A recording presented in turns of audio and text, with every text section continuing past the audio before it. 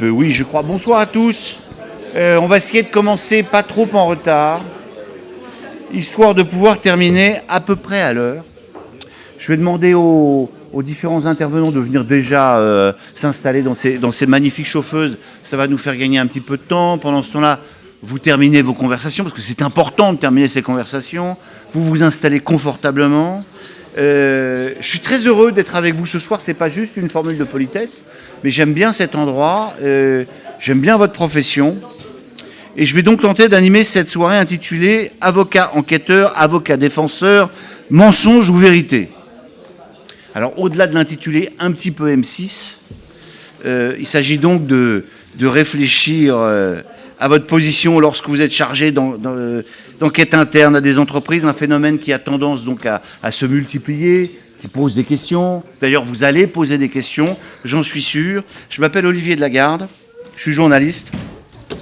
Alors j'aime bien la présentation parce que on me dit ancien rédacteur en chef de France Info, et c'est vrai que j'y suis resté 32 ans avant de franchir le Rubicon, c'est-à-dire la Seine, de faire 300 mètres et d'arriver à Europe 1. J'ai eu l'impression un peu de passer du statut de procureur à celui d'avocat tout d'un coup. Si vous voyez ce que je veux dire. Et c'est intéressant parce que je me retrouve donc à des vérités contestées, amusant que ce qui pouvait être une vérité sur France Info devient une fake news sur Europe 1, et inversement. Mais je ne suis pas là pour parler de moi, mais laisser parler les autres, et surtout arriver à contenir leurs paroles, afin qu'on puisse terminer à peu près à 21h, c'est ce qu'on m'a dit. Parce que, et là je me tourne vers les participants. Voyez-vous ces gens qui sont dans la salle, qui vous font le plaisir d'être là. Ils ont une famille, ils ont des amis, ils ont faim, ils ont des heures de sommeil à rattraper. Bref, il va falloir, les gars, tenir le timing. Je vais vous dire un truc, et vous savez pourquoi on m'a demandé de venir ? C'est parce que je suis un journaliste radio, et que c'est mon métier d'être un chacal. Et je ne vous cacherai pas qu'avec les professeurs d'université, les avocats sont ce qu'on fait de pire en matière de radio. Pas parce que vous dites des bêtises, au contraire. Ce que vous dites est toujours intéressant, palpitant, et c'est toujours un crève-cœur de vous couper la parole. Néanmoins, on est obligé de le faire. Et puis, comme vous n'avez pas l'habitude qu'on vous interrompe, ça va peut-être être une grande découverte pour vous, parce que c'est ce pourquoi je suis là. Donc, vous avez 10 minutes à chacun.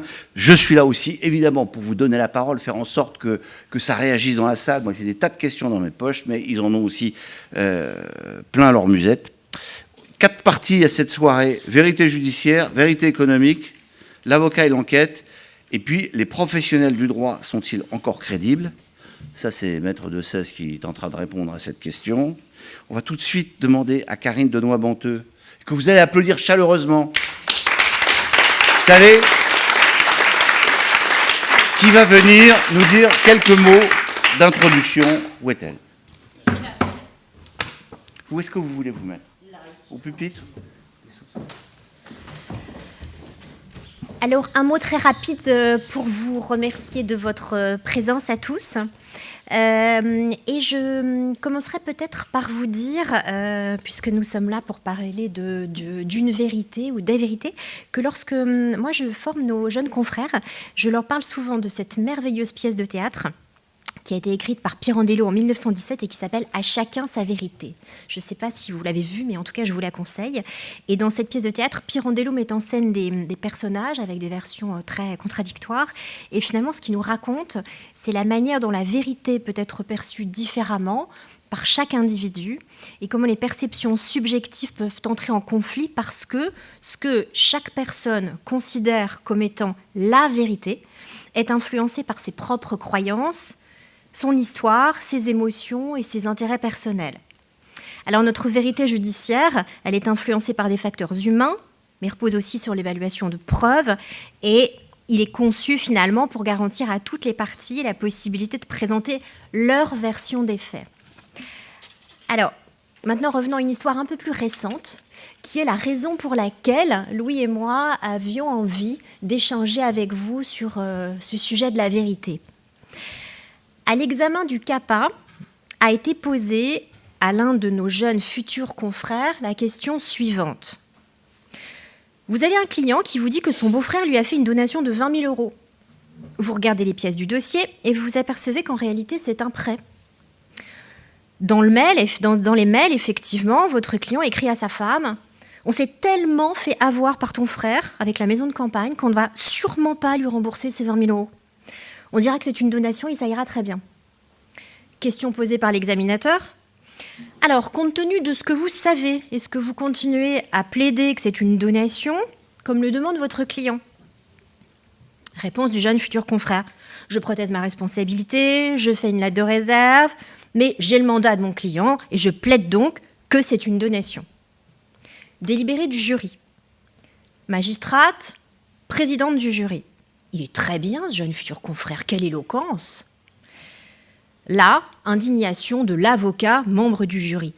Mais enfin, vous vous rendez compte qu'il est en train de nous dire qu'il va mentir au magistrat ? Réponse du magistrat. Ben oui, mais c'est un avocat. Et vous, qu'auriez-vous répondu ? En définitive, c'est la question de la crédibilité ou pas des avocats et de la vérité ou pas que l'on doit au magistrat qui se pose.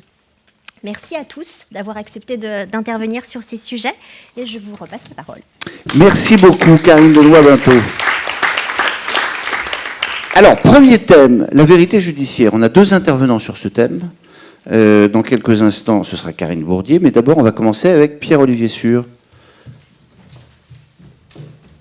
Vous pouvez l'applaudir aussi, attendez. Ancien bâtonnier de Paris, voilà, lui, il n'a pas besoin d'être élu, c'est déjà fait. Que je suis content d'intervenir dans le cadre de votre campagne, Louis et Karine, en présence d'un ancien bâtonnier, Jean-Marie Burguburu. Toute la salle vous salue et se souvient. De votre temps, le bâtonnier de Paris, c'était considérable. Aujourd'hui, c'est considérable encore et toujours. Et aujourd'hui, le barreau de Paris n'a jamais été aussi puissant. C'est le plus grand barreau du monde.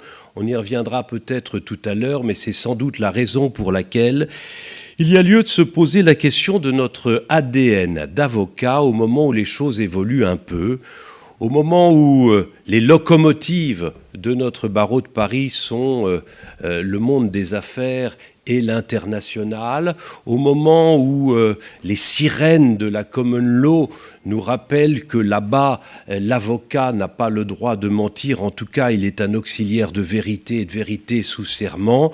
Il faut se poser la question de savoir où nous en sommes et de préserver, je crois, notre ADN d'avocat romano-germanique, très proche évidemment de la common law, avocat du plus grand barreau du monde. Pourquoi cette question se pose-t-elle ?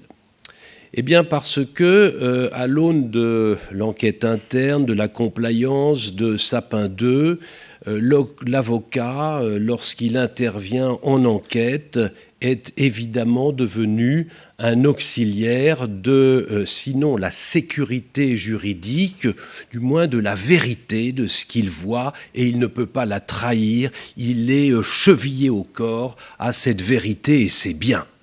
La sécurité juridique, c'est bien. Les nouveaux marchés du droit, c'est bien, surtout quand ça rapporte beaucoup, et c'est très bien. Mais n'oublions pas que le mot vérité est tout de même à prendre avec des pincettes. Karine nous rappelait Pirandello, moi je préfère Brigitte Bardot, avec le film La Vérité, qui est absolument, pour moi, un des monuments absolus de justement cette vérité relative. Et rappelons-nous que le mot vérité n'existe pas dans notre monde judiciaire. Il n'existe pas, en tout cas, dans notre serment d'avocat. Dignité, humanité, probité, conscience, indépendance. Le mot vérité n'a pas été placé là. Il n'existe pas non plus le mot vérité dans le serment des magistrats. Indépendance, impartialité, humanité, dignité, intégrité, loyauté, outre le secret, le respect du secret du délibéré. C'est vrai que le législateur aurait pu assigner aux magistrats le devoir de vérité s'il ne nous l'assignait pas à nous, avocats. Ni l'avocat, ni le juge, ni le juré non plus, bien sûr, on le connaît.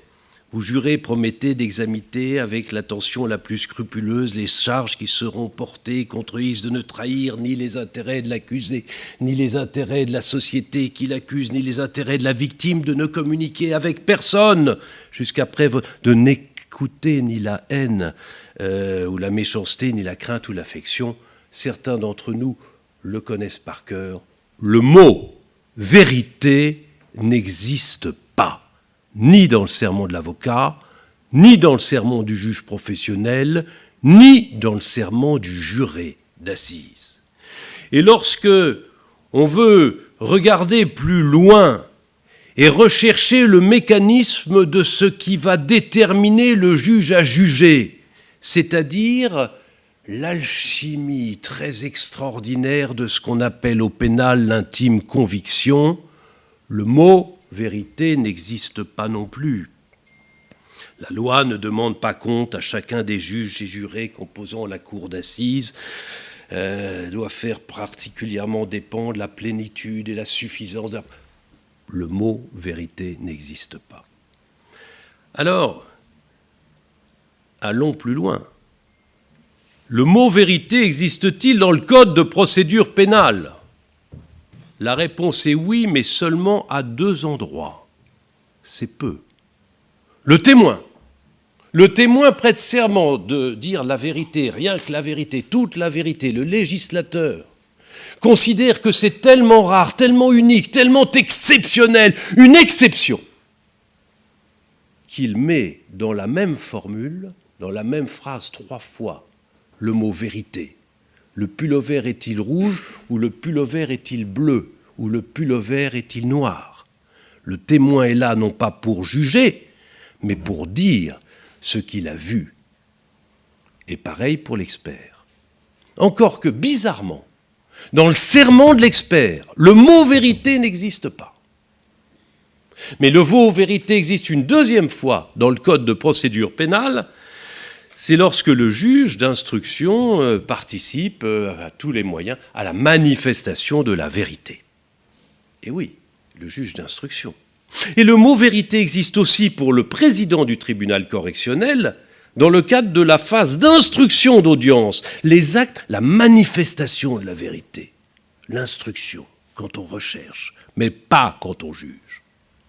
Et si je dis tout cela, c'est qu'il faut répondre à nos amis anglo-américains que nous avons un système qui est bien loin du leur, où bien sûr l'avocat prête serment de vérité et le client aussi, pas chez nous. Alors, j'enfonce des portes ouvertes, surtout devant un public averti.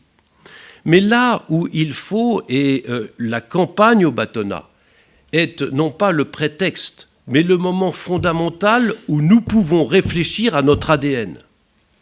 Il faut se méfier de ceux parmi ceux qui réfléchissent à l'avenir de notre profession, qui recherchent un mode plus anglo-américain et qui considèrent que notre devoir est celui de vérité et leur dire non. Bien sûr, notre devoir n'est pas celui de mensonge. Nous n'avons pas le droit de mentir, nous, avocats.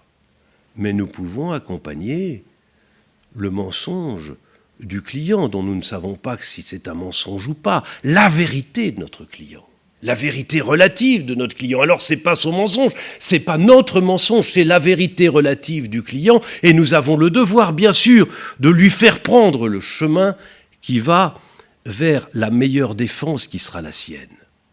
Mais je dirais ni vérité, ni mensonge, mais défenser tous les droits pour défendre.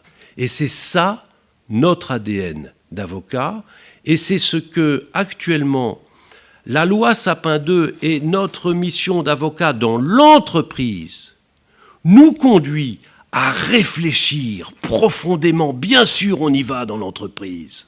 Bien sûr, on est ce maillon de sécurité juridique. Bien sûr, quand on est à l'enquête dans l'entreprise, on participe à cette vérité, mais ce n'est que par exception, et notre serment est plus haut, et plus grand, et plus universel que cela. C'est, je le pense, cet ADN d'avocat que vous portez dans votre campagne, et je le dis mieux que certains de vos contradicteurs. Voilà les quelques mots que je voulais vous dire ce soir. Merci beaucoup, Pierre-Olivier Sûr. Karine Bourdier, pénaliste, vous avez également 10 minutes. Du coup, je me lève. J'avais prévu de rester assise, mais du coup, je me lève. Je fais comme Pierre-Olivier Sûr. Ça, c'est souvent le premier qui commence. Tout le monde fait pareil. Bah oui. Bon, bref, on va. Alors ensuite, vous pouvez avoir du tempérament et dire, puisque tout le monde se met debout, moi je reste assis. Ne grignotez pas sur mon temps de parole, s'il vous plaît. Voilà, ne grignotez pas sur mon temps de parole. Merci. Non, là vous êtes encore sur le temps de parole de l'ancien bâtonnier. Je vous remercie. Je vous remercie Louis. Je vous remercie Karine, effectivement, de poser cette question qui concerne au plus haut point le barreau pénal. Et je vous remercie de la poser parce qu'il me semble que cette question, celle du rapport de l'avocat et de l'avocat pénaliste en particulier au mensonge et à la vérité, connaît une espèce de regain de vitalité actuellement. Regain de vitalité dont on peut toujours se réjouir parce que évidemment les avocats, nous, on adore toujours parler de nous et de ce qu'on fait, mais aussi qui peut parfois nous inquiéter dans les débats auxquels on assiste, moi je trouve actuellement. Les avocats ne sont débiteurs évidemment d'aucune obligation de vérité. Pierre-Olivier Sûr l'a rappelé et on a rappelé les raisons. Et de toute façon, en dehors du fait que ils ont l'interdiction néanmoins de mentir délibérément, d'amener délibérément le juge sur une fausse piste et ou d'employer des moyens déloyaux, illégaux, évidemment, dans le cadre d'une affaire pénale. Ils n'ont pas à dire ce qu'ils pourraient avoir très bien compris de la culpabilité de leur client, quand bien même celui-là ne les aurait pas complètement affranchis. Ce qui est intéressant sur cette question, c'est que l'avocat, il a un petit truc en plus par rapport à tout le monde. Et c'est pour ça que cette question, elle fascine aussi n'importe qui. C'est que nous, on a l'entretien avec le client. Nous, on a les échanges avec le client. On a ces échanges qui sont couverts par la confidentialité et qui font que dans le cadre de la préparation de la défense, dans le cadre de l'élaboration d'une stratégie de défense, on va évidemment à un moment donné pousser un peu les curseurs et essayer d'en savoir un peu plus pour savoir si ce que le client se propose d'assumer devant un tribunal ou devant un juge est susceptible de tenir la route ou au contraire de l'emmener directement prendre un crash dans le mur. On a parlé de Pirandello, on a parlé de Clouzot et de la vérité. Je voudrais, moi, juste faire un petit clin d'œil à Pierre-Olivier Sûr, parce que moi, la première fois que j'ai rencontré Pierre-Olivier Sûr, en fait, c'était par un écran interposé. C'est un monument, on parlait de monument, c'est un monument documentaire dans lequel il intervient, qui est le film de Raymond Depardon qui s'appelle Délit flagrant, qui le montre alors avocat commis d'office face à une jeune femme qui s'appelle Muriel Leferle, qui s'apprête à passer en comparution immédiate pour avoir volé une voiture. Et cette séquence du film est un accès génial, y compris pour les jeunes avocats pénalistes, pour comprendre ce que peut être le rapport à la vérité de l'avocat, quelles sont ses limites. Elle ment à Pierre-Olivier Sûr, à ce moment-là, Muriel Leferle, en lui disant pas qu'elle sait conduire et qu'elle a volé cette voiture pour la conduire. Mais néanmoins, il l'amène doucement, alors qu'elle est terrorisée par l'idée d'être incarcérée, il l'amène doucement à lui dire ce qu'elle veut bien lui dire de sa vérité à cet instant T pour construire la meilleure défense possible. Alors, je vous invite tous, ceux qui ne l'ont pas vu ou pas vu depuis longtemps, à le revoir. C'est absolument génial. Et puis surtout, ça donne une espèce de clé, ce petit trou dans la serrure là, par lequel tout le monde rêve de regarder à l'intérieur de nos cabinets ou du parloir avocat, pour savoir comment ça se passe en vrai quand on élabore une stratégie de défense avec un client. Et ce que ça montre aussi, c'est que en fait, en réalité, on est souvent très loin du fantasme et que ça n'arrive jamais. Moi, en 25 ans, je ne crois pas que ça ne soit jamais arrivé d'avoir un client qui me dise haha, je suis bien coupable, et on n'est pas dans la poison, quoi. Je suis bien coupable, je l'ai tué, mais alors vous allez m'aider à embobiner tout le monde et le juge en premier pour faire en sorte que je m'en sorte libre et en toute impunité. Ça n'arrive jamais, évidemment. Et même, c'est Kiechman qui parlait de ça et qui disait ça d'une façon tout à fait opportune et savoureuse, et qui disait celui qu'on défend vous dit rarement s'il est coupable, et même s'il l'est, En fait, il vous laisse toujours dans une espèce de flou savant, de sorte à vous assurer une sorte de confort moral. Et moi, j'ai envie de rajouter aussi, et de s'assurer son confort moral aussi aux clients quand ils testent en fait sur nous aussi. On est un peu ses premiers cobayes aux clients en matière pénale. Ils testent sur nous la fiabilité de son propos, de son discours, de sa stratégie de défense. Et puis en plus, souvent, ce qu'ils croient, c'est que c'est pas que moins on en sait, mieux on se portera. C'est que surtout, plus on les croira innocents, meilleur on sera au moment d'aller devant le tribunal pour réussir à le soutenir. Alors, dans cette espèce de flou savant, évidemment, tout le monde veut savoir comment on fait pour réussir à se dépatouiller de tout ça et réussir à assurer la meilleure défense possible. Et réussir à s'éloigner ou se rapprocher de la vérité en fonction des outils, des matériaux qu'on a. C'est une question à laquelle on est tous habitués à répondre depuis le lendemain du jour où on a prêté serment, c'est-à-dire comment faites-vous pour défendre des coupables entre le gigot et le fromage le dimanche midi. On a tous déjà au moins 10 fois répondu à cette question, c'est certain. Mais ce qui m'intéresse là dans le fait que vous posiez cette question la fin 2024, c'est que je trouve, moi, que cette question ne peut plus se contenter on ne peut plus se contenter de lui apporter une réponse qui serait une espèce de renvoi à l'article préliminaire du Code de procédure pénale, à la présomption d'innocence, aux grands principes, etc. Et on voit qu'elle passionne. Je veux dire, il y a 2 millions de Français l'an dernier qui sont allés voir Anatomie d'une chute, par exemple, et qui sont sortis du cinéma en se disant « Alors, tu crois qu'elle l'a tué ? Ah, moi, je crois pas. Moi, je crois que si, etc. » Et qui ont débattu comme des fous pendant des heures pour savoir si elle l'avait tué ou elle l'avait pas tué. Mais néanmoins, je trouve, moi, qu'on vit une époque dans laquelle, peut-être à cause de l'accès direct au procès via les réseaux sociaux notamment, où tout le monde croit avoir accès à la vérité avant même qu'une déclaration de culpabilité ait été prononcée, je trouve qu'on est dans une époque où on peut plus, si vous voulez, on peut plus on peut plus faire comme Sherlock Holmes, il n'y a pas plus trompeur qu'une évidence, ça suffit plus, quoi, ce genre de choses. On est obligé d'aller plus avant et l'occasion de ce débat dans le cadre de cette campagne, c'est que je voudrais vous appeler, moi, si vous êtes élu, à accompagner et à faire toujours preuve de plus de pédagogie sur cette question.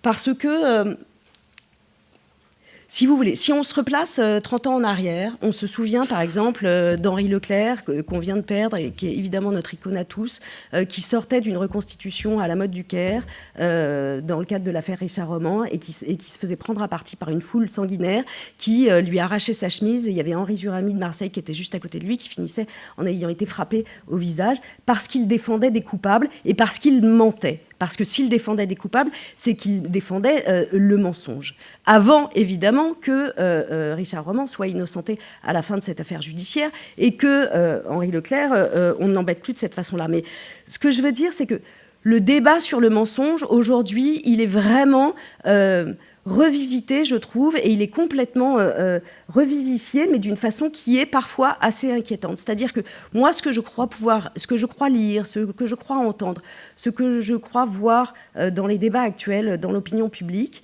c'est quand même le fait qu'on est de nouveau très présenté, les avocats et les avocats pénalistes en particulier, comme des artisans du mensonge, comme en fait des fabricateurs de mensonges. Et je rajoute une strate qui n'était peut-être pas là auparavant, parce qu'en plus, les grandes affaires judiciaires actuellement s'accompagnent de grands débats sociétaux. On est souvent présenté, je trouve, comme des artisans du mensonge au service de l'impunité. Et ça, je veux dire, je ne l'invente pas. Je relisais encore des articles récemment là, qui sont sortis à propos de l'affaire de Mazan. Il y a eu pléthore d'articles, mais au moins une dizaine, qui se sont préoccupés de savoir si les accusés mentaient. Débat vieux comme le monde, comme disait François Saint-Pierre à propos il dit ça dans une tribune géniale après l'affaire Agnelet dans Le Monde, qui est très intéressante, à laquelle je vous renvoie aussi. Mais si vous voulez, c'est vraiment un sujet sur lequel aujourd'hui l'avocat est présenté comme sans vergogne, de façon cynique et à la solde vraiment du client qui l'a mandaté, capable de tout dire et capable de tout soutenir et capable, strate supérieure, d'agissant au service de l'impunité, de rajouter une violence au débat pénal et au débat judiciaire. Alors c'est ça, moi, à mon avis, qui me semble être un moment un peu de crispation tout à fait important et sur lequel j'attire votre vigilance, parce que si vous devez défendre les avocats parisiens, notamment dans les débats auxquels vous pourrez être confrontés, ça me semble très important de faire encore et toujours plus preuve de pédagogie sur cette question. Et je le dis d'autant plus qu'on vit quand même une époque étrange. On vit une époque quand même dans laquelle, peut-être que tout le monde ne fait pas du droit pénal tous les jours, mais beaucoup se souviennent qu'il y a quelques mois, la commission sénatoriale sur le narcotrafic a vu des hauts magistrats venir dire que la défense n'était pas admissible quand elle n'était pas constructive. Nouveau concept, donc, de défense constructive selon un verbatim des magistrats qui nous serait donné, ce qui me semble évidemment être parfaitement inaudible. On est tous, alors les plus anciens d'entre nous se souviennent, on a quand même fait du chemin. Moi je me souviens d'un bureau de juge d'instruction à la galerie numéro 2 au tribunal, quand en face c'était le tribunal, où il y avait une juge d'instruction pour qui, malgré tout, on garde une espèce d'affection, tellement c'était incroyable quand on passait dans son cabinet. Elle se mettait à hurler et elle nous disait, on n'a pas besoin de préparer son client quand il vient dire la vérité. Mais elle nous hurlait dessus, on faisait des incidents, etc. C'était un enfer. Bon, voilà, ce que je veux dire, c'est que cette acception difficile du client, de la vérité, de l'avocat derrière tout ça, c'est quelque chose qui, même chez les professionnels du droit, n'est pas toujours évident et ne coule pas toujours de source. Et on a encore eu la démonstration. Et puis, il ne faut pas oublier, là, il y a encore une proposition de loi qui vise à essayer d'empêcher les avocats de faire leur travail, c'est-à-dire de déposer des conclusions de nullité. On sort un tout petit peu, mais quand même, toujours dans cette logique que les avocats pénalistes sont à la solde du crime, du criminel et de ceux qu'ils veulent défendre. Je termine. C'est pas la première fois que je le fais, donc non, mais je sais très bien. Ce à quoi je voudrais appeler, en dehors du souci de pédagogie, c'est aussi du souci vraiment de vigilance. Je crois que c'est très important de permettre aux avocats d'exercer leur fonction entièrement, non seulement librement, mais aussi entièrement, sans avoir des périmètres restreints, sans qu'on vous empêche de poser des questions.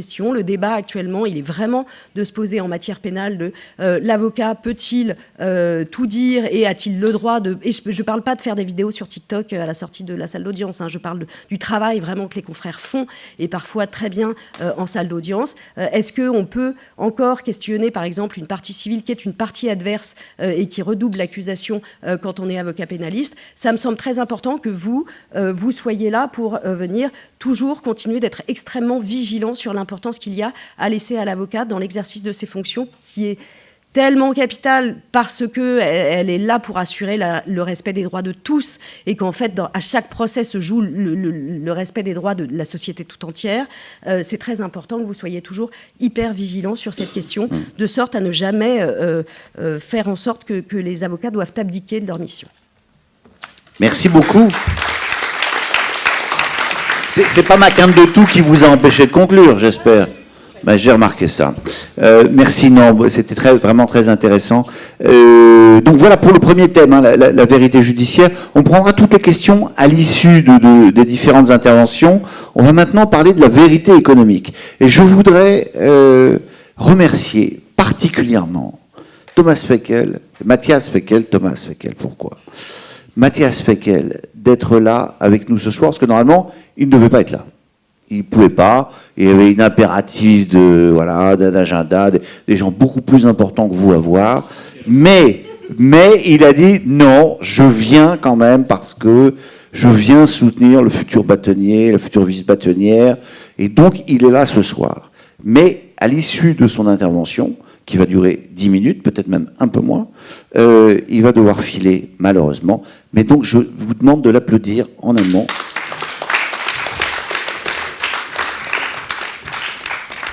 Et merci beaucoup. Donc, avocat, ancien ministre, ancien secrétaire d'État au commerce extérieur, ça je m'en souviens parfaitement bien. Ancien ministre de l'Intérieur, pas du tout. C'était plus court. Bon, c'était plus court. Mais enfin, en même temps, ça claque. Ancien ministre de l'Intérieur, c'est pas rien, quoi. Mais c'était en partie lorsque Bernard Cazeneuve était à Matignon. Mais on n'est pas là pour parler de ça ce soir. Non, on n'est pas là pour parler de la vérité économique. Bon courage, hein. Mais on est là quand même pour parler d'élections. Et en tout cas, rien n'est plus important que Karine et Louis. Et je suis très heureux d'être avec vous. Pardon, en effet, de devoir partir avant la fin de cette manifestation. Et bonsoir à toutes et à tous. Merci beaucoup pour votre invitation. Merci aussi pour le thème que vous m'avez assigné, la vérité économique. Je ne suis toujours pas sûr de l'avoir totalement compris, mais j'aurais pu avoir un thème pire. Ayant été successivement magistrat dans l'ordre administratif, parlementaire à la commission des lois, membre du gouvernement et avocat, je craignais que vous me demandiez de classifier ces différentes fonctions au regard de leur distance plus ou moins élevée à la vérité ou au mensonge. Et j'aurais été bien embarrassé. Plus sérieusement, le thème que vous avez choisi est tout à fait majeur parce que nous sommes dans une période d'éclipse de la vérité dans l'ensemble des démocraties libérales. Regardez ce que sont devenus l'esprit des Lumières et le respect pour la raison. L'encyclopédie de Diderot et d'Alembert qui est remplacée par Wikipédia, où à peu près n'importe quel contributeur peut, sous réserve de citer plusieurs sources, raconter à peu près ce qu'il veut. Regardez la baisse de l'esprit de vérification, y compris dans la presse, mais pas seulement, c'est un travers généralisé, et son remplacement par le storytelling. Regardez l'impact que va avoir l'intelligence artificielle sur le droit de la preuve, et peut-être demain sur la possibilité même d'établir des preuves. Regardez ce que donne ce qu'on appelle l'enfermement algorithmique, où chacun finalement se rétrécit dans sa bulle et n'est confronté non plus à différentes conceptions qui se confronteraient, mais uniquement à ses propres certitudes. Et puis regardez ce qui se passe aux États-Unis, où a été réélu un menteur non seulement avéré, mais totalement assumé. C'est une de ses nombreuses qualités. Et pour ceux qui ont vu le film, puisqu'il faut citer des films, The Apprentice, le rôle de Roy Cohn, un avocat d'ailleurs, dans tout cela. Et lorsqu'il est pris en flagrant délit de mensonge, il fait inventer par sa porte-parole la théorie des faits alternatifs, alternative facts, c'est-à-dire qu'il affirme quelque chose et donc c'est pas parce qu'on lui prouve que c'est faux qu'il considère que ce n'est plus la vérité. Il a même créé son propre réseau qui s'appelle Truth Social, donc un réseau social qui diffuse des mensonges du matin au soir, mais qui s'appelle le réseau social de la vérité. Il donne ainsi raison à Nietzsche, peut-être sans le savoir, Nietzsche qui disait « il n'y a pas de faits, il n'y a que des interprétations ». Alors si j'en viens à la vérité économique, apparemment le sujet est beaucoup plus simple puisqu'on est dans une époque de mathématiques et de chiffres. Il y a des indicateurs pour tout, des instituts de conjoncture, la Banque de France, la Cour des comptes, des analystes, des agences de notation, l'INSEE, parfois des prévisions budgétaires, même si ça semble aussi pouvoir être plus compliqué, qui semblent donner la vérité. Mais nous sommes aussi dans une économie ouverte où nous sommes en permanence soumis à la volatilité et à une sorte d'effet papillon économique permanent où des évolutions de conjoncture à l'autre bout de la planète peuvent avoir un impact sectoriel ou bien économique plus général. Alors comment tout cela se traduit-il sur les contentieux économiques ? Puisque c'est là-dessus que vous m'avez demandé plus particulièrement de centrer mon approche, et en particulier sur les modes amiables, qui sont ceux que je connais le moins mal. Je voudrais faire 3 séries de considérations sur ce thème des contentieux économiques et de l'amiable. D'abord, dans les modes amiables, la vérité judiciaire, telle que mes éminents consoeurs, confrères l'ont exposée avant moi, et même la vérité juridique n'est pas forcément le sujet. Le sujet, il est différent. Et le droit est un outil, parfois un prétexte, pour régler des problèmes. Il est parfois un bon moyen, mais pas toujours. Quand vous êtes, et je ne parle que de contentieux économiques réglés à l'amiable, je ne m'aventurerai pas sur les autres. Vous pouvez avoir, dans des relations économiques, des problèmes familiaux dans un groupe familial qui soudainement font voler en éclats la valeur d'une entreprise. Vous pouvez avoir des problèmes entre des donneurs d'ordre et des sous-traitants, entre des fournisseurs et des clients, entre des opérateurs économiques de manière plus générale. Mais ce que veulent ces opérateurs quand ils vont au contentieux, finalement, ce n'est pas le contentieux en lui-même. quand on est malade et qu'on va voir le chirurgien, on ne veut pas la chirurgie, on veut être guéri.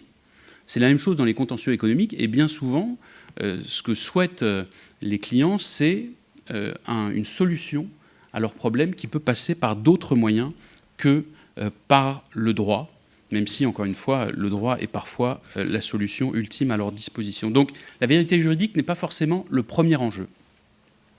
Deuxième série de considérations, paradoxalement, malgré ce postulat de départ, dans une médiation, dans un mode amiable plus généralement, les parties peuvent parfois être plus à l'aise pour faire part au médiateur de la vérité ou de leur vérité qu'ils ne seraient amenés à le faire dans un contentieux. Pourquoi ? Parce que dans une médiation, il n'y a pas de principe du contradictoire. Vous pouvez confier des choses à un médiateur qui va garder pour lui, qui n'est pas obligé de dire à l'autre partie, qui n'est même pas autorisé à dire à l'autre partie sans l'accord express de celui ou celle qui lui a confié cette part de vérité. Et vous n'avez pas non plus de décision du médiateur, mais simplement une capacité à rapprocher des points de vue. Et donc, il arrive, dans les modes amiables de règlement des contentieux économiques, que sur ce terrain de la vérité, on aille parfois, y compris à l'initiative des parties, beaucoup plus loin sur le terrain de la vérité qu'on ne le ferait dans un contentieux classique. Et du coup, eh bien, une des forces de ces contentieux économiques amiables, c'est de pouvoir accompagner les parties dans la manifestation on en a un peu parlé dans la préparation de cette conférence, de leur vérité. Ça peut être une vérité psychologique, je parlais des entreprises familiales qui connaissent des difficultés, une vérité économique, une vérité des prix ou une vérité des relations économiques entre les opérateurs. Et donc, où est-ce que tout cela nous mène par rapport à la soirée et aussi à la campagne qui est l'enjeu de ces semaines à venir ? Nous sommes dans une époque qui soit nie l'existence de la vérité, tout se vaut, le micro-trottoir et l'opinion du premier venu vaut la même chose qu'un scientifique qui a passé 40 ans à approfondir un problème, voire même elle vaut plus, puisqu'elle est plus spontanée et qu'elle correspond à un ressenti ou à une indignation. Ça, c'est le premier rapport à la vérité. Ou alors, au contraire, dans une période qui est dans une quête de vérité dans un sens assez absolu, où la vérité se rapproche plutôt d'une forme de recherche de pureté. C'était le projet de Robespierre, d'ailleurs, que d'avoir ce rapport-là à la vérité. C'est généralement dangereux quand les démocraties s'orientent sur ce terrain-là. Et il me semble que ce qui est important, c'est d'avoir une approche beaucoup plus modeste de la vérité économique, de la vérité juridique, une approche qu'on pourrait qualifier d'objective, qui n'est pas absolutisée, une approche qui part des faits, car les faits existent, contrairement à ce que dit Nietzsche. C'est un peu présomptueux de contredire un grand philosophe comme ça, mais vous connaissez la fameuse affiche. Nietzsche avait déclaré « Dieu est mort », considérant que la disparition des croyances en Occident ouvrait un nouveau chapitre. Alors il y a cette affiche qui dit « Dieu est mort », signé Nietzsche, puis vous avez en dessous une autre phrase qui dit « Nietzsche est mort », signé Dieu. Donc je fais la même chose avec lui, je dis « Certes, il y a des interprétations, mais les faits existent aussi ». Et donc c'est cette conception-là, à la fois beaucoup plus modeste et beaucoup plus exigeante de la vérité qui, je pense, doit nous guider, sans approche moralisatrice ou sans approche excessivement idéologique. Et pour cela, comme pour tout le reste, je fais une très grande confiance à Karine, à Louis, pour demain nous représenter, nous défendre, comme avocats, mais aussi comme citoyens, parce que tout cela, ce sont des enjeux clés pour notre profession, mais ils dépassent aussi le seul cadre de nos professions. Merci à vous et bonne chance. Merci encore d'avoir honoré de votre présence cette assemblée. Puisqu'on a encore 3 minutes, il y a peut-être, et que vous devez filer, il y a peut-être une question pour Mathias Fekl. On n'interrompt pas tout, mais enfin, je me dis, s'il y a une question, pas 15 000 questions. Bon, vous êtes sûr? Vraiment? Ben, c'est parfait. Donc vous pouvez filer si vous voulez maintenant. Vous pouvez rester si vous voulez, parce que maintenant, on va arriver à un moment fort. On va parler de l'avocat et l'enquête. Je vais demander à Nathalie Attias et Benjamin Filder Fiedler de venir me rejoindre à cette tribune. Je ne sais pas pourquoi vous filez, vous, qui vous a donné l'autorisation de rejoindre la salle, mais enfin, vous faites-le quand même. Alors, tenez, montez. Alors, je vais vous expliquer. Nathalie Attias, j'ai dit que tout le monde avait 10 minutes pour parler et pas une minute de plus. Vous voyez, le ministre, il a fait 9 minutes. Mais Nathalie Attias, elle va pouvoir faire ce qu'elle veut. Et je vais vous expliquer pourquoi. C'est parce que quand je suis arrivé, elle m'a flatté.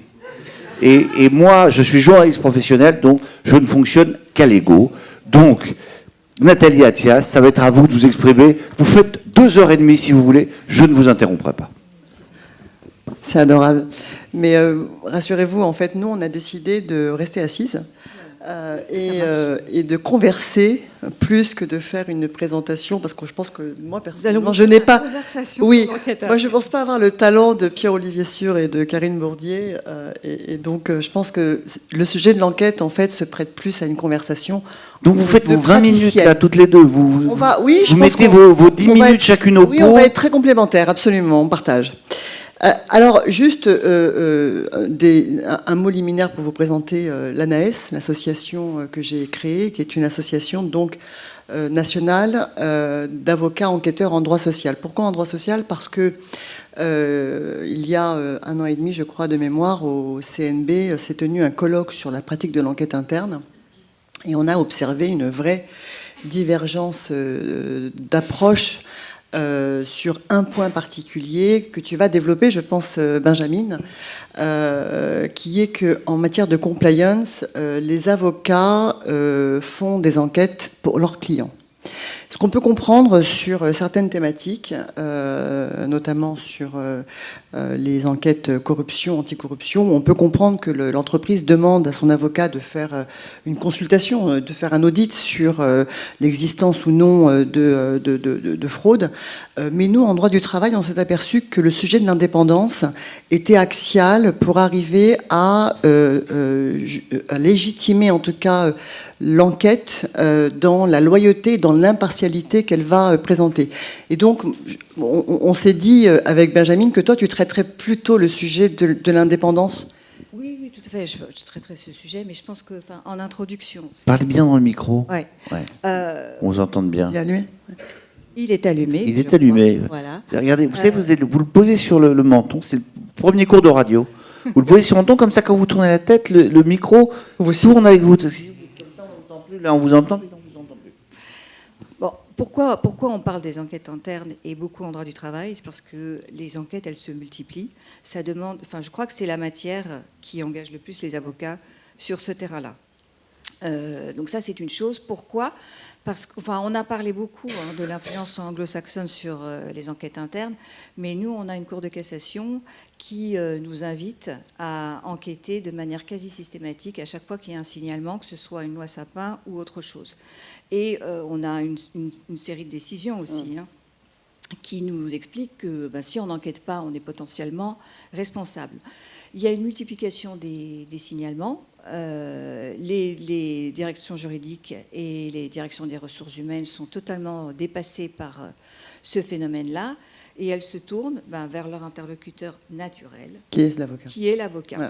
Voilà. Et c'est ce qui explique pourquoi, en effet, on a décidé de créer cette association d'enquêteurs en droit social, parce que face à l'explosion des problématiques de psychosocial, et on dit que plus de 50% de salariés déclarent être en souffrance au travail. Donc, je ne sais pas si vous mesurez le sujet. Donc, c'est la raison pour laquelle on a décidé de créer cette association, pour essayer de mettre de la bonne pratique dans l'enquête, parce que j'ai envie de dire que tout le monde fait ça un petit peu, entre guillemets, à l'arrache, si vous permettez. Et nous, on considère que l'avocat a une vraie valeur ajoutée à réaliser cette enquête. Pourquoi? Parce que l'avocat a une déontologie qui va garantir donc la loyauté, l'impartialité et les relations qu'il va entretenir avec les personnes qu'il va auditionner. Donc, avant qu'on parle de l'indépendance, juste quelques mots. Comment ça se passe, une enquête interne, en fait, c'est L'avocat est missionné par une entreprise qui va lui faire état d'un signalement par un salarié ou un ancien salarié sur des faits. Alors en droit du travail, c'est plutôt des problématiques, on va le dire quand même, de harcèlement, on peut le dire, beaucoup harcèlement, de discrimination. Et donc, l'avocat enquêteur va arriver dans l'entreprise, essayer, grâce à nos principes essentiels de délicatesse, de modération, de retenue, de ne pas ajouter au feu qui est déjà déclaré dans l'entreprise d'autres problèmes qui vont être générés par l'enquête, parce qu'il faut quand même savoir qu'une enquête interne est très anxiogène et vécue de manière très anxiogène dans l'entreprise. Alors, oui, tu veux peut-être dire... Oui, simplement, donc justement sur la mission, parce que c'est ça qui est intéressant, c'est que, par rapport à ce qui a été dit tout à l'heure, c'est quand même une casquette différente de celle que l'on a d'habitude sur la tête. Et l'objectif, c'est justement de se former, de réfléchir à la manière dont on peut concilier la fonction d'avocat défenseur et la fonction d'avocat enquêteur sans devenir totalement schizophrène. Et finalement, la mission de l'avocat dans le cadre d'une enquête, elle se distingue de l'avocat défenseur, puisque effectivement, je suis censée participer non pas à une œuvre de vérité, mais en tout cas à établir des faits, à objectiver une situation. Donc, je suis dans une démarche qui est quand même différente de celle d'un avocat qui défend son client devant une juridiction. Je dois en fait m'entendre avec mon client sur une lettre de mission qui va être... Ton client qui n'est pas ton client habituel. Et ça, elle veut vraiment que j'en parle. Moi, je peux en parler après. Pour moi, c'est fondamental, c'est ce qui caractérise l'ADN de mon association. Voilà. Donc, effectivement, voilà. Et là-dessus, nous sommes d'accord. Mais donc, ça commence quand même par une lettre de mission qui est vraiment très, très cadrée, accompagnée d'une méthodologie d'enquête qui est très, très, très rigoureuse, avec donc tout un déroulé de préparation d'entretien, de collecte de preuves, d'une réflexion sur le point de savoir s'il faut faire intervenir un tiers, par exemple un forensique, pour collecter des preuves, de la manière dont les entretiens vont se dérouler, la rédaction du rapport, à qui je le remets, ça c'est très important, et sous quelle forme, ça aussi c'est très important. Donc on est vraiment dans une réflexion méthodologique qui vise à objectiver des faits.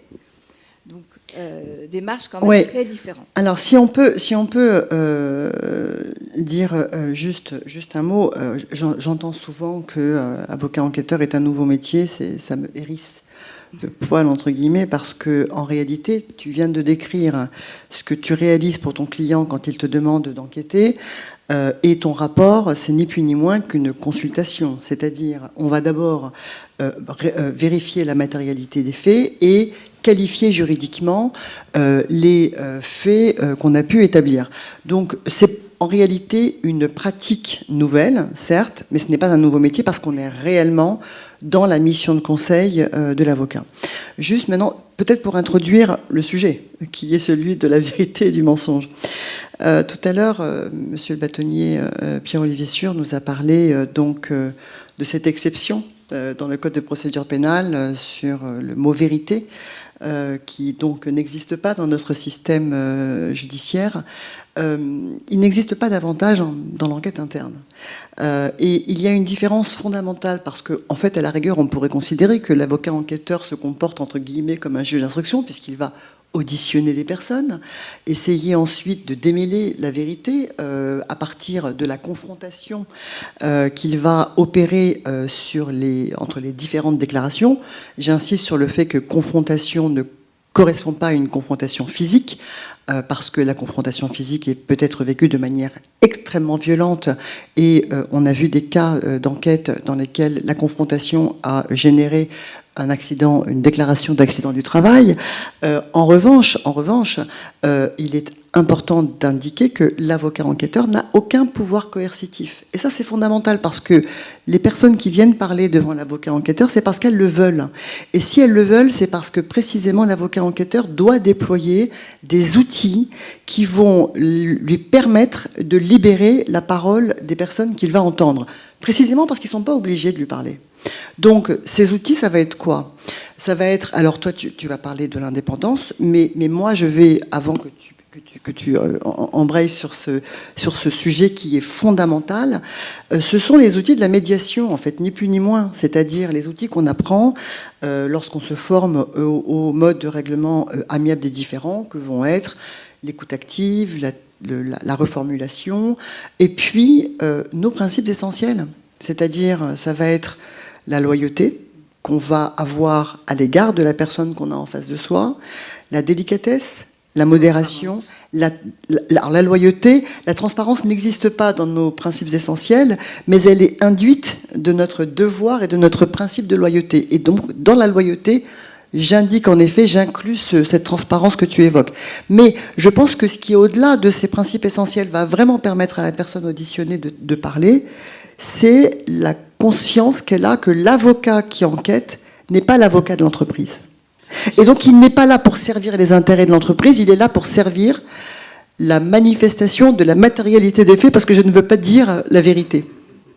Je vais parler de l'indépendance, parce que Nathalie veut absolument que je parle de l'indépendance. Et parce que c'est fondamental, en fait.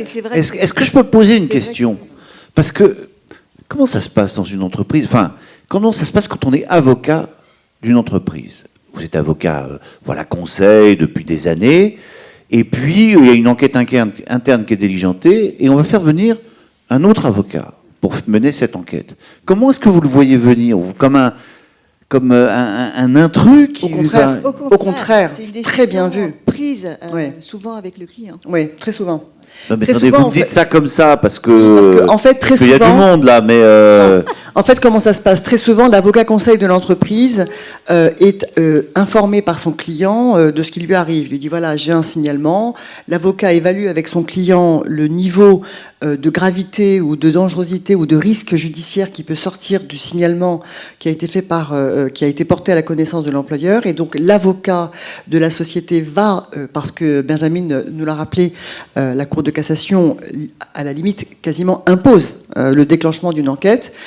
Et donc, l'avocat de la société, qui sait qu'il ne peut pas faire l'enquête chez son client, va contacter avocat qui va enquêter. Il sait déontologiquement, j'entends bien. Il y a une raison très simple, c'est que si je fais l'enquête, je ne plaide pas le dossier. Exactement. Voilà, donc ça c'est très simple. Celui qui fait l'enquête ne plaide pas le dossier. Ne plaide pas le dossier. On n'est jamais tenté de dire, écoutez-moi, l'enquête, je vais vous la faire. Eh ben non, justement non. Ah non, ben voilà. C'est justement ça, c'est l'intégrité. Ma question sera enlevée de votre temps. Vous le signale. Alors, il n'y a pas mais pas votre réponse. Total. Il n'y a pas un alignement total au sein de la profession sur ce sujet-là. Mais bon, on peut quand même considérer que, effectivement, le principe d'indépendance, il est clé pour, à tout le moins, gagner ne serait-ce que la confiance des personnes que l'on auditionne. Parce que si vous êtes identifié comme l'avocat habituel de votre client, bien évidemment, les gens n'ont pas du tout envie de vous parler. Donc il faut être un tiers. Et puis c'est très difficile quand vous connaissez bien un client de lui dire ce que vous pouvez lui dire quand vous êtes un avocat indépendant, c'est-à-dire, par exemple, une directrice des ressources humaines qui vous dit « Ah ben moi, je vais venir à l'entretien de Monsieur X ou Madame Y. » Ben non. Voilà. Mais maître, moi, je voudrais avoir accès à telle et telle pièce du dossier en amont de la rédaction du rapport. Ben non, pas forcément. Voilà. Donc, ce sont des sujets très pratico-pratiques, mais qui sont extrêmement importants, parce que si nous voulons nous développer dans cette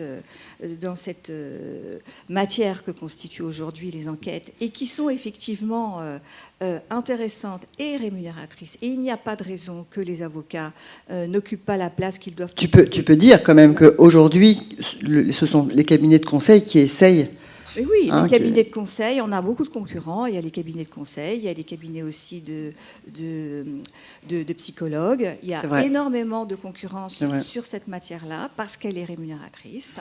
Voilà, parce qu'elle demande une combinaison d'expertise que nous avons, mais que d'autres peuvent également acquérir. Ce que nous avons, nous, en plus, voilà, et ça c'est vraiment important, c'est notre déontologie, voilà, qui sécurise cette procédure d'enquête.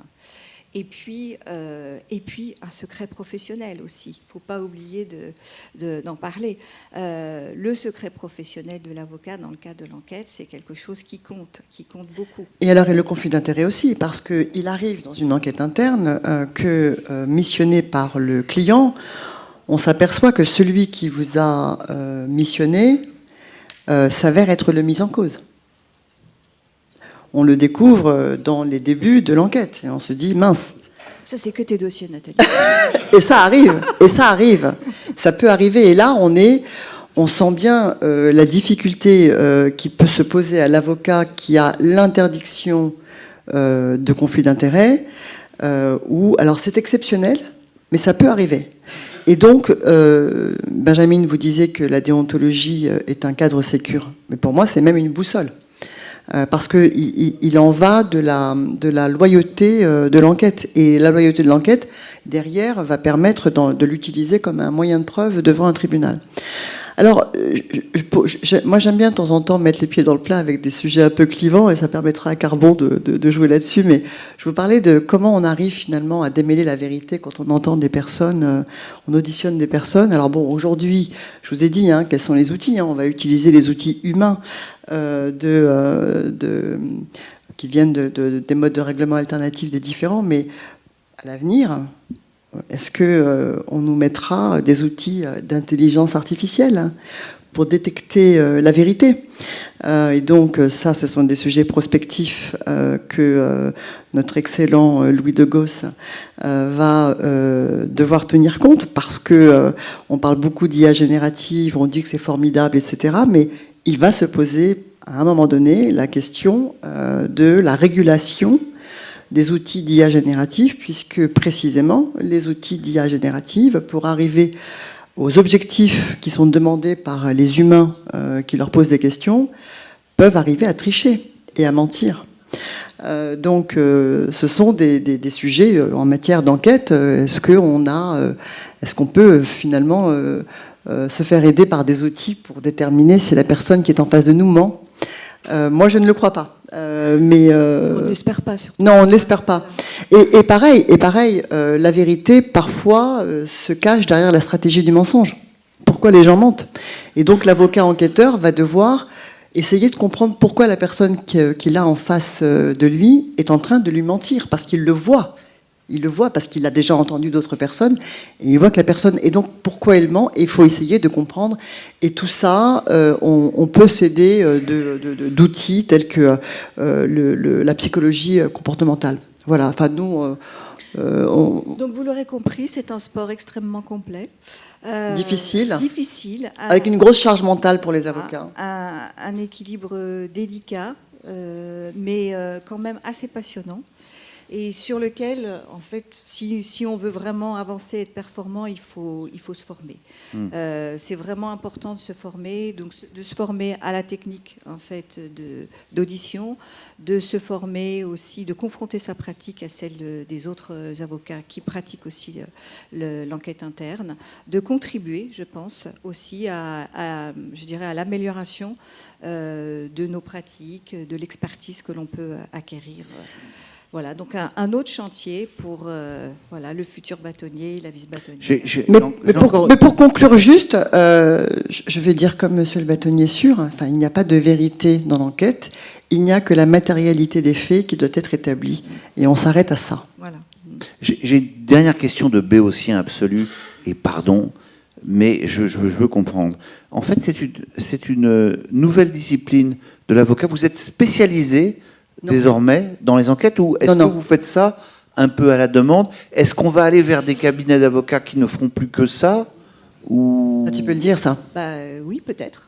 C'est possible. Mais en tout cas, c'est pas encore la situation. Vous êtes par exemple en droit social, et vous faites les deux. Il existe des départements au sein de cabinets de taille importante qui ne font que ça.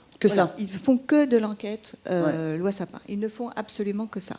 Donc ça existe déjà, ça commence à exister en France, et ça existe beaucoup.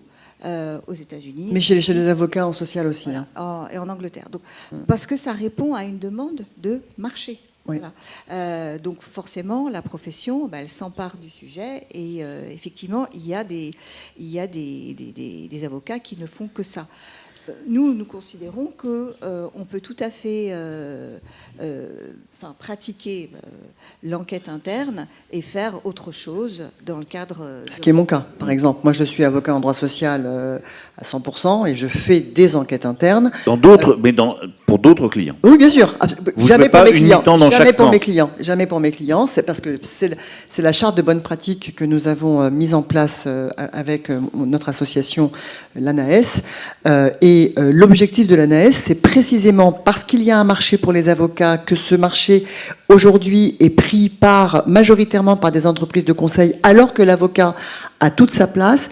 Un des rôles de l'ANAES est précisément de promouvoir le rôle de l'avocat pour que l'avocat devienne l'enquêteur naturel pour le compte des entreprises. Bon, on a dit l'essentiel. Vous vouliez dire... On a dit l'essentiel. Non, je voulais dire qu'il existe... Votez et faites voter pour Louis de Gaulle. Des formations, voilà, et effectivement, c'est la bonne... Bon. Vous avez vu que vous avez été bien traité. Comme quoi, il faut toujours flatter un journaliste. Avouez, on a tenu notre timing, vous ne nous avez pas interrompu. Je vous ai pas interrompu, je vous ai posé des questions. C'est pas ma flatterie qui m'a permis de m'exprimer jusqu'au bout. Pas du tout, c'est votre talent et votre sens de la concision. Et je vous demande de l'applaudir très fort. Voilà. Alors, moi, un esprit bizarroïde m'a dit, Olivier, il faudrait que tu conclues cette partie en m'expliquant un petit peu la façon, comment les journalistes voient le rapport de l'avocat à la vérité. Alors, j'y réfléchis un peu, pas beaucoup, mais pour un journaliste, un avocat est détenteur, alors je vais redire des choses qui ont déjà été dites par des gens plus brillants que moi, mais d'une vérité, mais pas forcément de la vérité, sans aller jusqu'à Pirandello. La différence pour un journaliste, c'est que vous êtes considéré comme étant le point de vue d'une partie. Vous êtes en revanche détenteur d'informations pour un journaliste. Et ça, c'est très important. Donc les journalistes vont se tourner naturellement vers vous pour avoir ces informations. Enfin, vous avez des clés de la procédure, ce dont nous n'avons pas souvent, parce que nous sommes des nuls en droit, on est mauvais en tout quand on est journaliste, et voilà, on survole un peu tout, et on a donc besoin d'être aidé, et notamment vous pouvez nous apporter vos clés de compréhension. Mais, et pour terminer là-dessus, c'est quelque chose qui me fait très plaisir. J'ai le sentiment que nous faisons un métier qui est finalement pas si différent les uns des autres.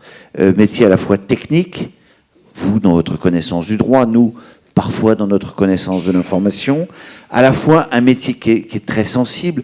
Vous l'exprimiez très bien quand vous parliez de votre rapport au client, de votre façon de essayer de le comprendre, de comprendre ce qu'il ne vous dit pas ou ce qu'il ne dit pas, il ne se dit pas à lui-même. Ça peut nous arriver, nous, au cours de certaines interviews. Enfin, c'est deux métiers dans lesquels nous partageons, et j'en suis fier, le magistère de la parole. J'adore cette expression de magistère de la parole. On va d'ailleurs appeler maintenant quelqu'un qui, alors ce magistère de la parole, c'est un maître du magistère, Carbon de 16, avocat au barreau de Paris, membre du Conseil national des barreaux, ancien membre du Conseil de l'ordre, qui va devoir nous parler de la question suivante: les professionnels du droit sont-ils encore crédibles? Applaudissements pour lui donner un peu de courage. Bien.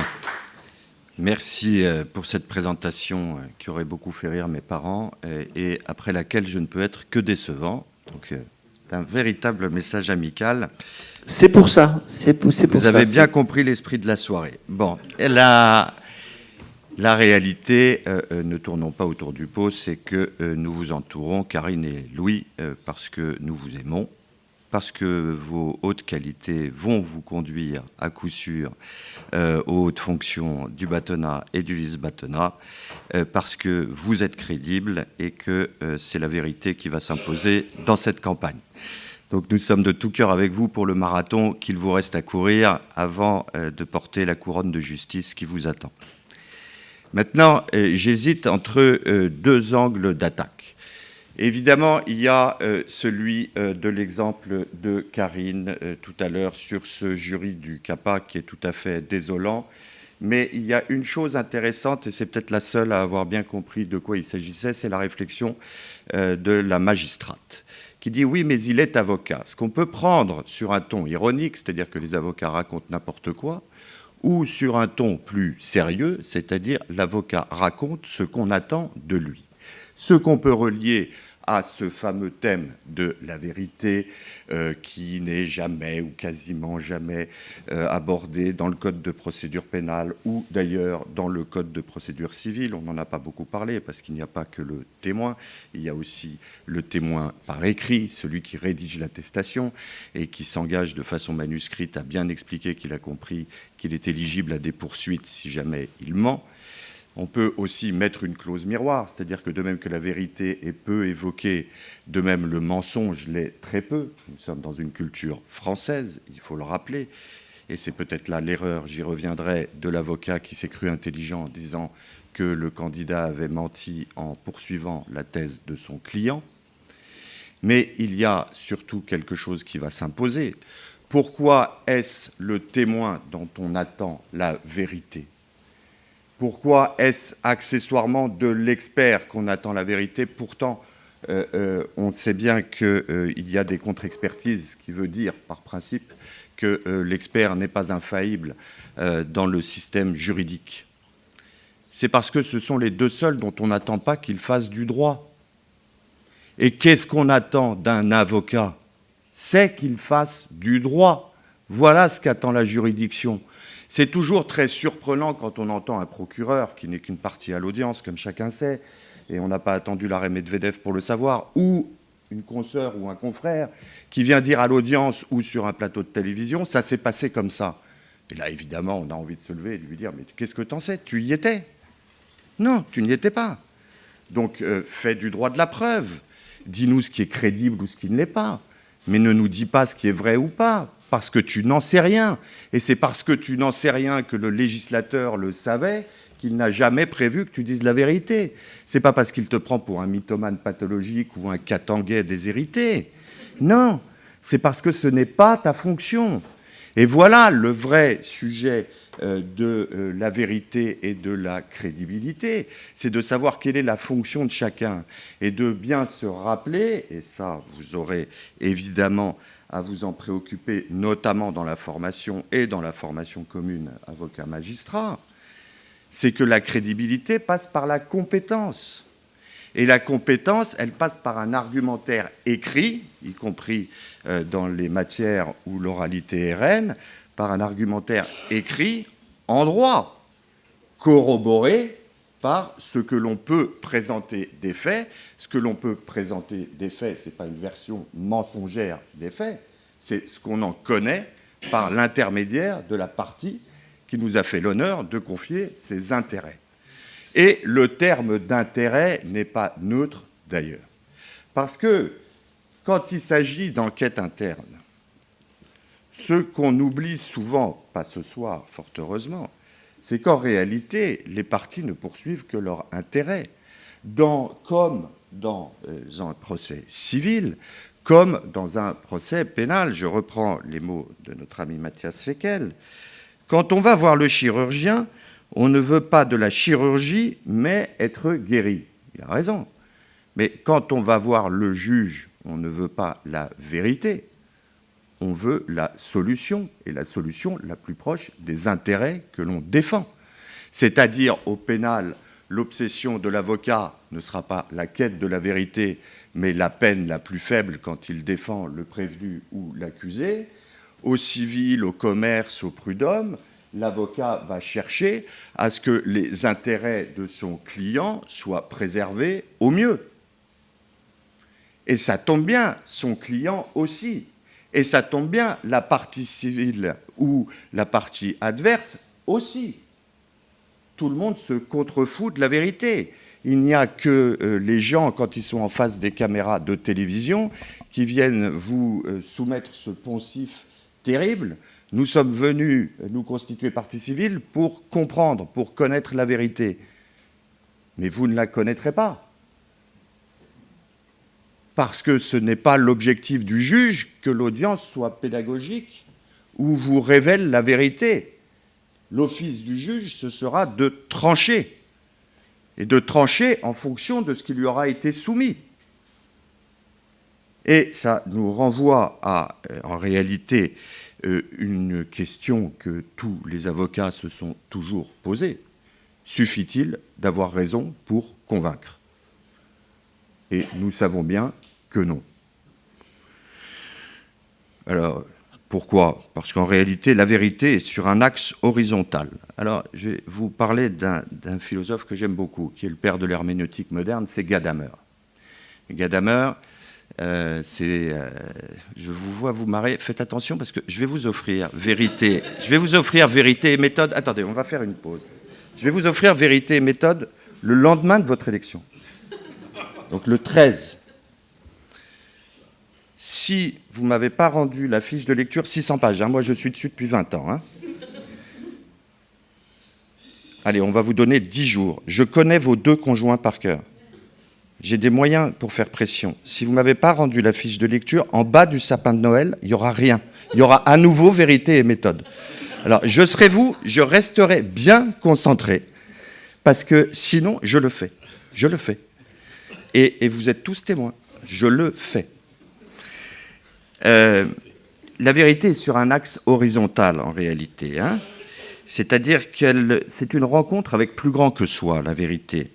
Et pourquoi? Parce qu'elle nous possède, et ce n'est pas nous qui possédons la vérité, selon Gadamer, c'est elle qui nous possède. C'est ça le principe de l'herméneutique, d'ailleurs. Et pourquoi elle nous possède? C'est parce qu'elle vient d'en haut. C'est-à-dire que c'est un moment, vous avez tous été tout à fait brillants dans vos citations littéraires, cinématographiques, c'est le bon sens, mais c'est bien sûr. C'est-à-dire qu'à un moment donné, elle arrive, elle s'impose, cette vérité. Voilà pourquoi elle est sur un axe horizontal.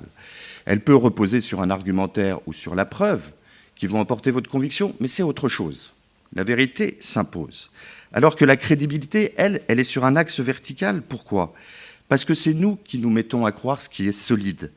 Parce que c'est cohérent. C'est ce qu'on appelle le faisceau d'indices en droit. Alors que ce qui précède, c'est l'intime conviction. Mais on reste dans une croyance.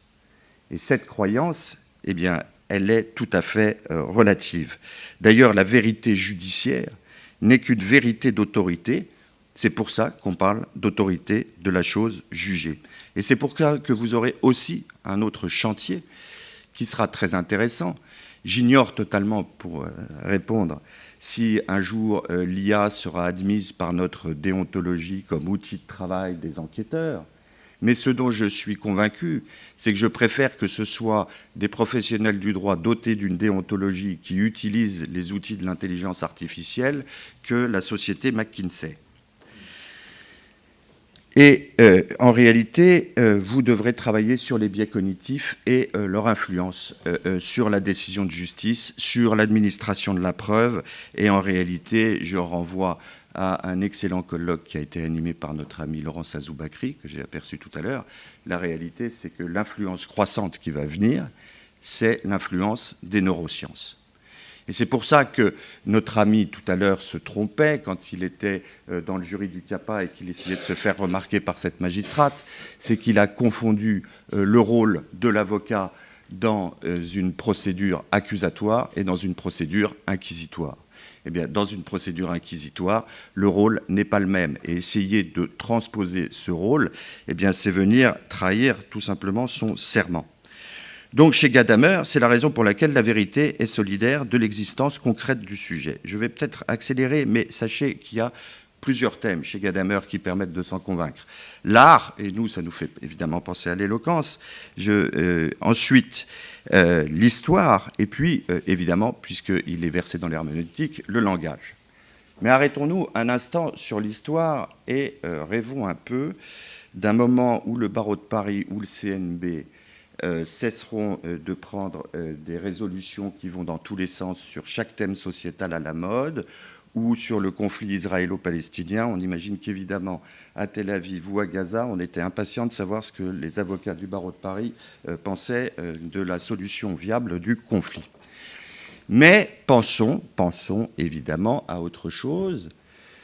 c'est le devoir qui va vous incomber de ce que tous les bâtonniers de Paris, dans leur succession, ont âprement et honorablement défendu, c'est la notion du bâtonnier vigie des libertés. Et je suis surpris du sort de Boualem-Sansal, qui, pour l'instant, a un écho très silencieux de la part des gens qui sont en charge des libertés.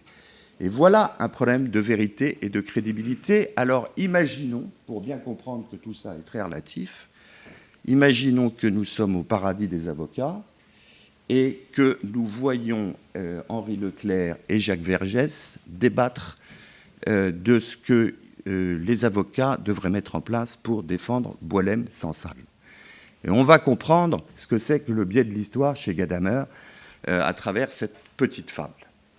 Parce que qu'est-ce que va dire Vergès? Il va dire défense de rupture immédiate.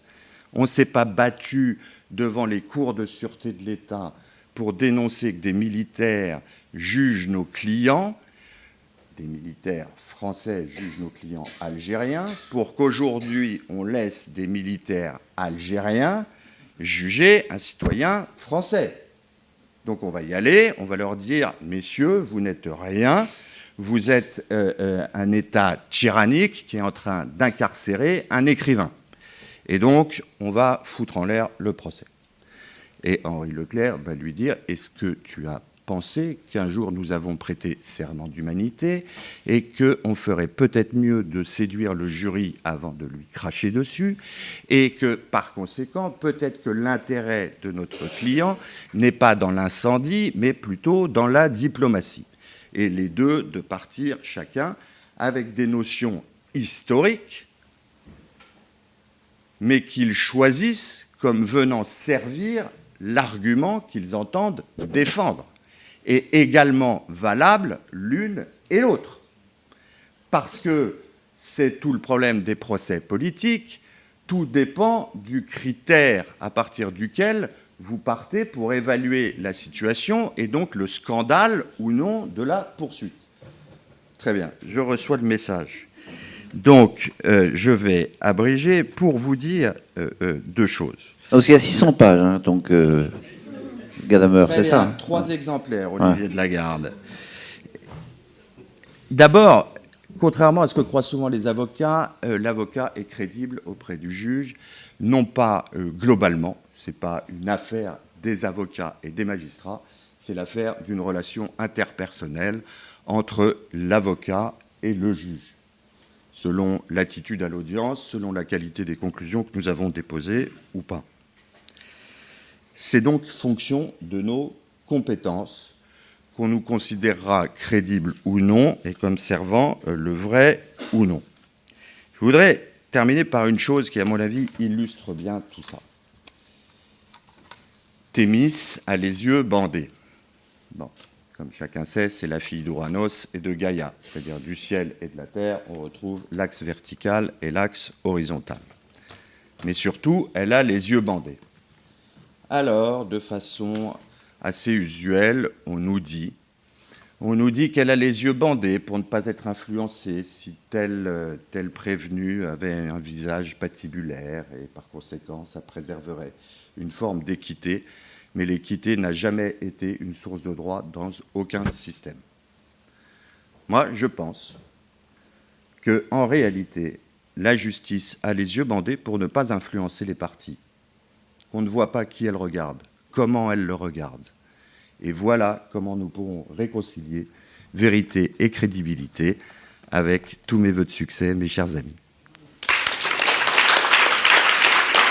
Merci infiniment, Carbon de 16. Il faut qu'on appelle maintenant notre futur bâtonnier, enfin votre futur bâtonnier. Bon, il ne sera jamais mon bâtonnier de rien. Louis de Gosse, sous vos applaudissements. Est-ce que vous savez à quoi sert un bâtonnier, Louis de Gosse? Je l'espère. Je vais vous le dire. Ça sert notamment à faire les synthèses et les conclusions des colloques et causeries entre avocats. On va voir si vous êtes bon. C'est vrai, ça sert à cela certainement. Et ça sert à faire des remerciements d'abord. Remerciements, bien sûr, à vous tous et toutes qui restez encore là si tard ce soir. Donc, je ne vais pas éterniser trop longtemps, naturellement, l'effort que vous faites et le plaisir que vous nous faites d'être avec nous ce soir. Remerciements d'abord à nos intervenants, ils sont tous là, Monsieur le bâtonnier sûr, Madame la Présidente, Karine Bourdier, Mathias Fekl qui malheureusement a dû s'éclipser, mais c'est un grand ami et vraiment je le remercie. Mes grandes amies, Benjamin Fiedler et Nathalie Attias, merci pour cette causerie, pour reprendre le mot d'Olivier de Lagarde.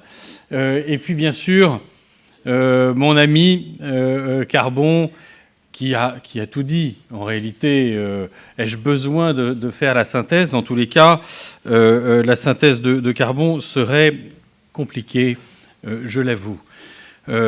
En termes et puis, je remercie aussi dans le public Monsieur le bâtonnier Burguburu, qui est là avec nous et que ça nous fait grand plaisir. Il m'a dit être très intéressé par le sujet. Merci, cher Jean-Marie, d'être à nos côtés ce soir. En réalité, j'ai envie de vous dire, est-ce que j'ai bien compris? Après vous avoir tous écoutés, je me demande si le sujet, pourtant je suis à l'origine du sujet, je ne suis pas sûr d'avoir bien compris s'il y a une vérité ou s'il y a mensonge. J'ai l'impression que finalement, il n'y a ni l'un ni l'autre. Alors, ça a commencé très fort avec Pierre-Olivier Sûr. Effectivement, il n'y a pas de vérité. Donc, au moins, la messe était dite d'emblée. Aucun texte ne vient nous dire qu'il y a de la vérité. Ou alors, la vérité subjective. Ou alors, vraiment, c'est parce que ces anglo-américains, effectivement, nous parlent de vérité alors que nous n'en avons pas. Et puis, Karine Bourdier est venue... Alors là, j'avais compris quelque chose, peut-être, mais Karine Bourdier est venue me dire non, c'est peut-être un peu plus compliqué que ça, parce que ce que j'ai retenu, c'est que, surtout avec cette magistrate, cette juge d'instruction, on ne prépare pas les témoins à dire la vérité. Alors, j'ai eu l'impression que là, on pouvait imposer une vérité, que la vérité imposée venait contredire la liberté d'expression et même la liberté de défendre. Au motif qu'il y a une liberté, on n'a plus le droit de défendre. Alors, compliqué aussi, mais je me suis dit, je vais comprendre quelque chose avec Mathias Fekl. Et là, on a eu droit aux effets papillons, je retiens le nom parce que j'en porte un, et aux effets papillons qui compliquent l'économie.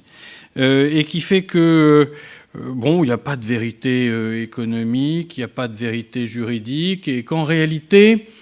la vérité, c'est la vérité des intérêts, effectivement, Carbon reprendra, mais c'est une vérité parce qu'elle n'est pas contradictoire et que, puisque ça n'est pas contradictoire, la vérité serait plus pure, plus absolue, parce que finalement, on serait tout seul à dire sa propre vérité, et ça n'est pas du tout un mensonge. Et là, je dois dire que je commençais à être un peu perdu. Je me suis dit, tout va bien aller avec mes copines, Nathalie et Benjamin. On va revenir sur Terre. Et là, alors, j'ai entendu, en fait, non, c'est pareil. Quand on enquête, on ne va pas chercher la vérité. On va chercher à objectiver les faits, dit l'une. On va chercher la matérialité des faits, dit l'autre. Et puis, tout au plus, on essaiera de, je cite, démêler la vérité. Donc, la vérité, en fait, est un objet, finalement accessoire, finalement qu'on contemple, qu'on va essayer de démêler. Mais ça n'est pas ça. Et puis, ça a terminé avec l'IA et la prospective. Et là, je me suis dit, bon, la vérité est ailleurs. Alors... ça tombait bien, on allait avoir Carbon juste derrière. Et Carbon, eh bien, ni vérité ni mensonge dans le droit.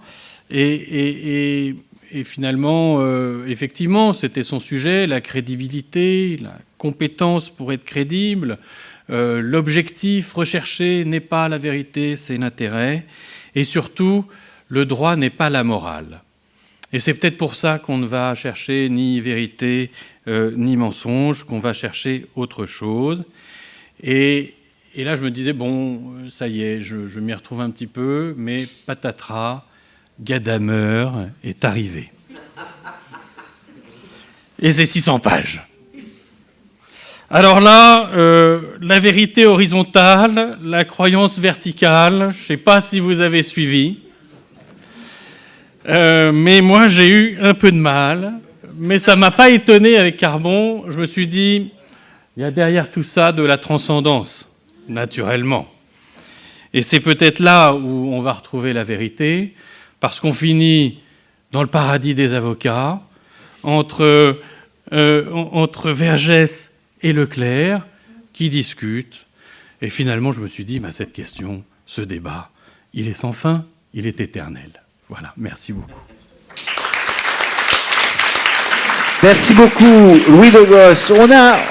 On a un petit peu de temps pour prendre des questions. Si vous voulez un petit peu réagir à ce que vous avez entendu, la plupart des intervenants sont toujours dans la salle. Ils vont pouvoir d'ailleurs peut-être remonter sur scène. Alors, je vais vous expliquer comment ça se passe en général. La première question, personne ne veut la poser. Et puis alors ensuite, il y a plein de mains qui se lèvent et puis on n'a plus le temps de les prendre parce qu'il est l'heure d'aller dîner.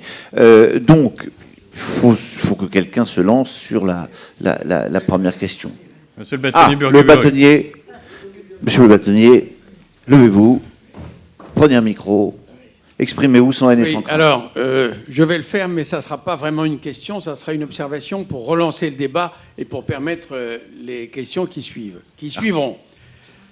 Deux doubles observations. La première, la vérité est relative. Elle est très relative. Vous avez vu Carbon de 16, vous le voyez en photo ici, vous l'avez vu à la tribune. Certains diront, il a une moustache, je l'ai vu.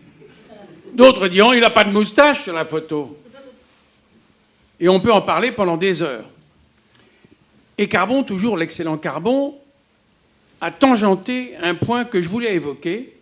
C'est ma seconde observation. C'est la vérité pour les avocats, la vérité pour les magistrats. Il a prononcé le double terme de vérité judiciaire. Alors je suis obligé, et ceux qui me connaissent bien n'en seront pas étonnés, de revenir au latin, parce que le dicton latin que vous connaissez tous, ça n'est pas res judicata veritas est, ce que même les non-latinistes peuvent traduire. La chose jugée, c'est la vérité. Eh bien non, on ne dit pas ça. Qu'est-ce qu'on dit? On dit res judicata pro veritate habetur. C'est plus compliqué déjà, mais ça veut dire que la chose jugée est tenue pour vraie. Elle est tenue, considérée pour vraie. Elle n'est pas vraie. Ça veut dire que même une fois que les avocats se sont battus pour faire valoir l'une ou l'autre des vérités, s'il y en a deux, il y en a parfois plus que deux, les juges vont émettre une décision qui s'appelle un jugement ou un arrêt. Et ce jugement ou cet arrêt devrait être considéré comme la vérité sans penser que les juges ont réussi à démêler cette vérité. Donc, le débat reste entier, non seulement pendant l'instruction, pendant la discussion des avocats, mais encore même après le jugement. Ce qui nous rassure, nous, les avocats, parce qu'on n'a pas mal fait, puisque les juges ne font pas mieux. Voilà, merci. Merci beaucoup. Une question qui pourrait se poser, c'est savoir pourquoi, finalement, a-t-on besoin de la vérité? Ça, c'est de la philosophie. Ben oui, mais enfin... Est-ce qu'il y a des interventions, des questions que vous voulez poser? Vous voyez, le bâtonnier, il est allé. Bon. Vraiment pas? Bon, Louis de Gosse, un petit mot alors de conclusion, parce qu'on va se quitter. Un petit mot de conclusion. In vino veritas. Parfait, parfait. Donc ça se passera bien sûr au Fluctuate. C'est le café-bar qui est au bout de la place Dauphine, en face de la taverne Henri IV. Voilà, ça se passera là. Donc vous êtes tous conviés, naturellement. C'est juste à côté, hein, c'est à 3 minutes à pied. Oh ben, ils vont trouver, dès qu'il va poser des questions, il n'y a pas grand monde, pour aller boire des canons. Là, en revanche, je vous assurer que, monsieur le bâtonnier, qu'il va y avoir du monde. Merci beaucoup à vous de votre attention, de votre présence. Pas de vos questions, mais en tout cas de votre attention. Et puis, et n'oubliez pas de voter pour le bon bâtonnier. Et de faire voter.